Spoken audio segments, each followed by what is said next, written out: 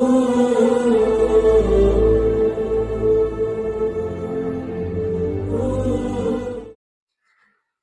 Hello ನಮಸ್ಕಾರ. Welcome to Kannada Lines YouTube channel. ಇವತ್ತು ನಾವು ಮಾತಾಡ್ಸಕ್ ಬಂದಿರೋದು ಹರ್ಷವರ್ಧನ್ ಅವರು.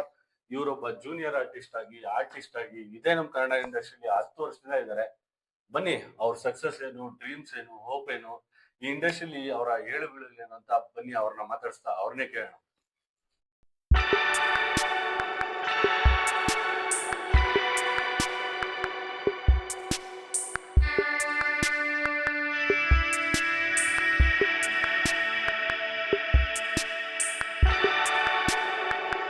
Welcome to our YouTube channel.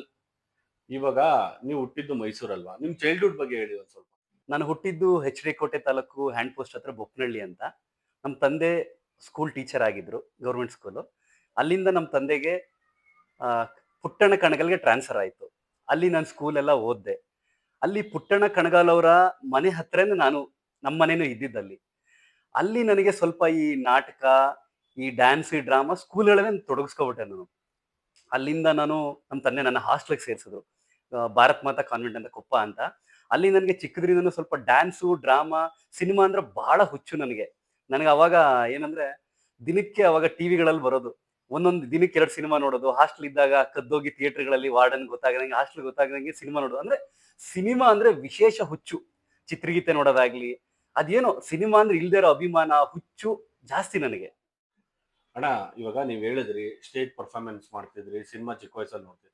Cinema ಚಿಕ್ಕ ವಯಸ್ಸಲ್ಲಿ ನೋಡೋದು ಬೇರೆ, ಆದ್ರೆ ಸಿನಿಮಾದ ಒಳಗಡೆನೆ ನಾವು ಬರ್ಬೇಕಾದ್ರೆ ಆವಾಗ ನಿಮ್ ಎಕ್ಸ್ಪೆಕ್ಟೇಷನ್ ಏನ್ ಇಟ್ಕೊಂಡ್ ಬಂದ್ರಿ ಇಂಡಸ್ಟ್ರಿಗೆ ಬರ್ಬೇಕಾದ್ರೆ? ಯಾವ ತರ ಬಂದ್ರಿ ಅಂತ?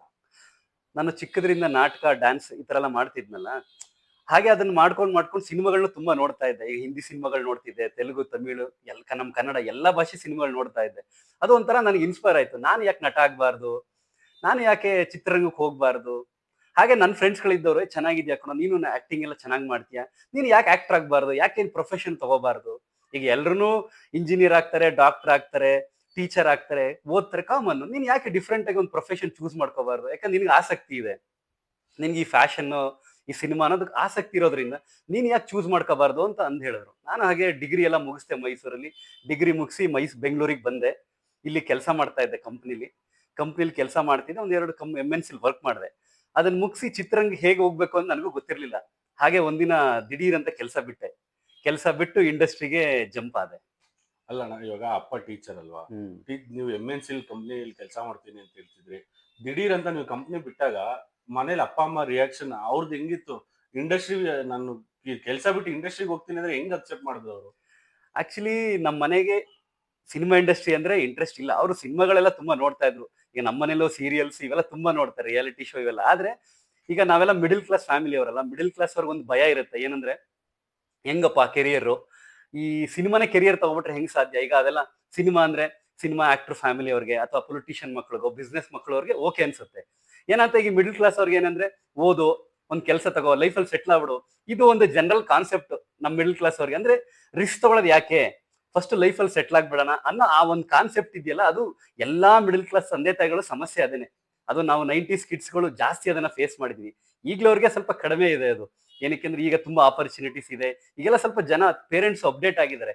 ಬಟ್ ನಮ್ಮ 90s ಕಿಡ್ಸ್ಗಳಿಗೆಲ್ಲ ಅದು ಅಪ್ಡೇಷನ್ ತುಂಬಾ ಕಡಿಮೆ ಇದ್ದಿದ್ರಿಂದ ಆ ಪ್ರೆಷರ್ ಜಾಸ್ತಿ ಇತ್ತು ನಮ್ಗೆ. ಅಂತೂ ಕೊನೆಗೆ ಅಪ್ಪ ಅಮ್ಮನ ಒಪ್ಸಿದ್ರಿ, ಫಿಲಂ ಇಂಡಸ್ಟ್ರಿಗೆ ಬಂದ್ರಿ. ಆಕ್ಚುಲಿ ನಿಜ ಹೇಳ್ಬೇಕು ಅಂದ್ರೆ, ನಮ್ಮ ಅಪ್ಪ ಆಗ್ಲಿ, ನಮ್ಮ ಮನೆಯವರಾಗ್ಲಿ ಯಾರೂ ಇವತ್ತುವರೆಗೂ ನನ್ನ ಕೆರಿಯರ್ನ ಪ್ರೊಫೆಷನ್ ಒಪ್ಕೊಂಡಿಲ್ಲ. ಅವರು ಅಷ್ಟಕ್ಕಷ್ಟೇ. ಈಗ ವಿಧಿ ಇಲ್ಲ, ನಾನು ಸ್ವಲ್ಪ ಬೇಸಿಕಲಿ ಸ್ವಲ್ಪ ಹಠದ ಸ್ವಭಾವ. ನನ್ಗೆ ಏನ್ ಬೇಕೋ ಅದೇ ಪ್ರೊಫೆಷನ್, ಅದೇ ಬೇಕು ಅಂತ ಹಠದ ಸ್ವಭಾವ ನನಗೆ. ಅಂದ್ರೆ ಒಳ್ಳೆ ದಾರಿಲೇ ಹೋಗುವಂಥದ್ದು. ಇವತ್ತು ಅವ್ರೇನ್ ಅಕ್ಸೆಪ್ಟ್ ಮಾಡಿಲ್ಲ, ಆದ್ರೂ ನನಗೆ ಅದೇ ಬೇಕು, ನನಗೇನ್ ಅನ್ಸುತ್ತೆ ಅದನ್ನ ಮಾಡ್ಬೇಕು ಅನ್ನೋದು ನನ್ನೊಂದು ಹಠ ಸ್ವಭಾವ. ಅದರಿಂದ ನಾನು ಇದನ್ನ ಚೂಸ್ ಮಾಡ್ಕೊಂಡಿದ್ದೀನಿ. ನಿಮ್ ಫಸ್ಟ್ ಫಿಲಂ ಯಾವ್ದಣ್ಣ ಇವಾಗ ಇಂಡಸ್ಟ್ರಿಗೆ ಬಂದ್ಮೇಲೆ? ಆಕ್ಚುಲಿ ನಾನು ಕ್ಯಾಮ್ರಾ ಫೇಸ್ ಮಾಡಿದ್ ಬಂದು ಒಂದು ಮಾದಕ ಮರ್ಮ ಅಂತ ಒಂದು ಡಾಕ್ಯುಮೆಂಟ್ರಿ ಮಾಡ್ತಾ ಇದೀವಿ. ಒಂದು ಡ್ರಗ್ಸ್ ಬಗ್ಗೆ ಒಂದು ಅವೇರ್ನೆಸ್ ಮೂಡಿಸೋಣ ಅಂತ. ಈಗ ಯೂತ್ಸ್ ಎಲ್ಲ ಡ್ರಿಂಕ್ಸ್ಗೆಲ್ಲ ಅಡಿಕ್ಟ್ ಆಗಿದೆ. ಆಗ ನಾನು ನಮ್ಮ ಫ್ರೆಂಡು ಮಾಂತೇಶ್ ಬ್ರಹ್ಮ ಅಂತ, ಅವರು ನಾವು ಸೇರಿ ಫಸ್ಟ್, ಆಕ್ಚುಲಿ ನನಗೆ ಅವ್ರು ಬಂದು ನನಗೆ ಸ್ನೇಹಿತರು ಕೂಡ, ಹಾಗೆ ಡೈರೆಕ್ಟರ್ ಕೂಡ. ಅವರೇ ನನಗೆ ಫಸ್ಟ್ ಮೇಕಪ್ ಹಾಕ್ಸಿದ್ದು.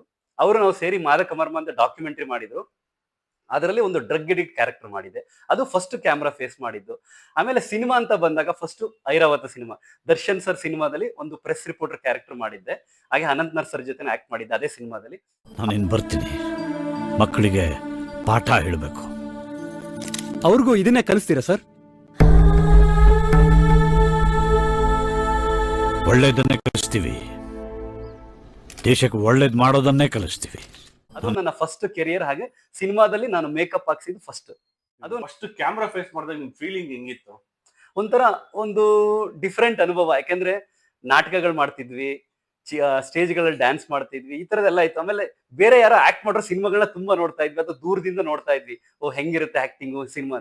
ಅದೇ ನಾನೇ ಕ್ಯಾಮ್ರಾ ಮುಂದೆ ನಿಂತಾಗ ಒಂಥರ ರೋಮಾಂಚನ ಹೇಳಕ್ ಆಗಲ್ಲ. ಯಾಕೆಂದ್ರೆ ಚಿಕ್ಕದ್ರಿಂದ ಸಿನಿಮಾ ಸಿನಿಮಾ ಸಿನಿಮಾ ಅನ್ಕೊಂಡ್ ಬಂದಿದ್ವಲ್ಲ, ಆ ಒಂದು ಎಕ್ಸೈಟ್ಮೆಂಟ್ ಅದು ಹೇಳಕ್ಕೆ ಆಗಲ್ಲ ಆ ಅನುಭವನ.